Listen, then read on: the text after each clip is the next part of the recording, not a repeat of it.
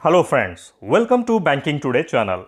Bank employees के वेतन समझौते बायपार्टाइट सेटलमेंट को लेकर IBA, department of financial services और United Forum of we bankers के बीच जो डिस्प्यूट चल रहा था उसे 3 नवंबर 2020 को गवर्नमेंट ऑफ इंडिया के द्वारा एनआईटी नेशनल इंडस्ट्रियल ट्रिब्यूनल को न्याय निर्णय के लिए रेफर कर दिया गया था,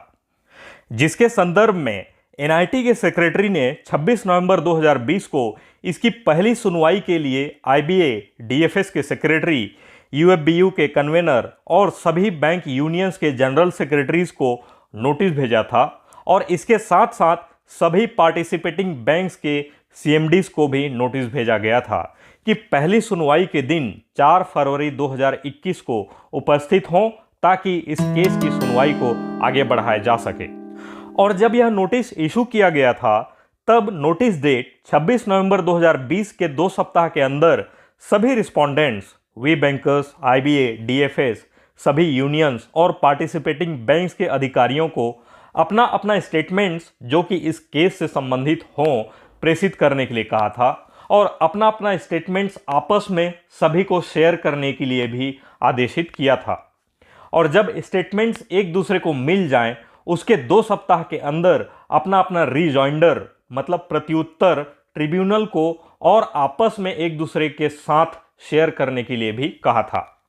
फ्रेंड्स, यहां स्टेटमेंट्स और रिजॉइंडर से तात्पर्य है कि बैंक एम्प्लॉयज के सैलरी रिवीजन से रिलेटेड सपोर्टिंग डॉक्यूमेंट्स और विटनेसेस,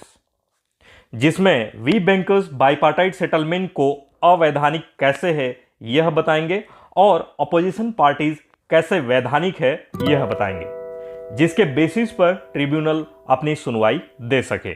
वैसे वी बैंकर्स के रीट पिटिशंस और एनआईटी के इस नोटिस से रिलेटेड डिटेल्ड वीडियोस हमारे चैनल में उपलब्ध हैं, आप चाहें तो देख सकते हैं। तो यह केस जो इंडस्ट्रियल डिस्प्यूट एक्ट के अधीन चला गया है उसकी सुनवाई जो 4 फरवरी 2021 को होनी थी उसमें क्या हुआ, कितना प्रोग्रेस हुआ, उसके बारे में बात करते हैं।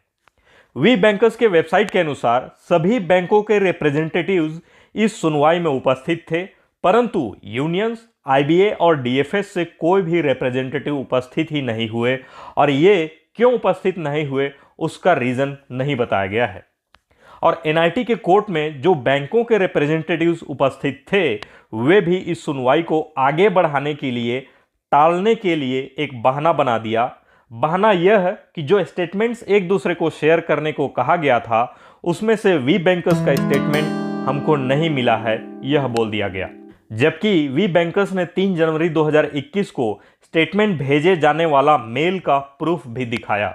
जिस पर बैंकों के प्रतिनिधियों का कहना था कि नियमानुसार हार्ड कॉपी भेजी जानी चाहिए, जो कि हमको नहीं मिली है। इस बात पर एनआईटी कोर्ट के अधिकारी ने फटकार लगाते हुए कहा कि देश नो पेपर इकोनॉमी की ओर बढ़ रहा है और आज ईमेल की वैलिडिटी रजिस्टर्ड डाक के बराबर माना जाता है और आप हार्ड कॉपी के ना मिलने का बहाना बना रहे हैं। और उसके बाद एनआईटी ने वी बैंकर्स को निर्देश दिया कि सभी पक्षकारों को स्टेटमेंट की हार्ड कॉपी 15 दिनों के भीतर रजिस्टर्ड डाक से प्रेषित किया जाए और सभी विपक्षी पार्टीज को स्टेटमेंट की प्रतिवेदन कॉपी अगली सुनवाई के पहले एनआईटी को भेजने को कहा और जो पार्टीज 4 फरवरी 2021 को उपस्थित नहीं थे उनको अगली सुनवाई की तिथि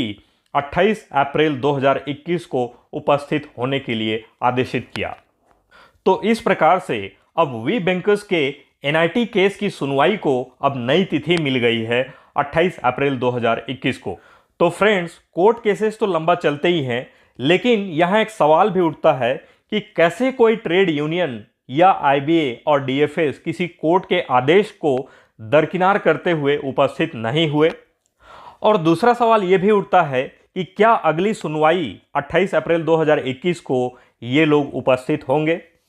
आज के वीडियो में बस इतना ही। इस वीडियो को लाइक जरूर करें और अपने फ्रेंड्स के साथ शेयर भी करें और बैंकिंग टुडे चैनल को यदि आपने सब्सक्राइब नहीं किया है तो प्लीज़ अभी सब्सक्राइब कर लीजिए ताकि आगे हमारे सभी वीडियोस के अपडेट्स आपको मिलते रहें। तब तक के लिए धन्यवाद।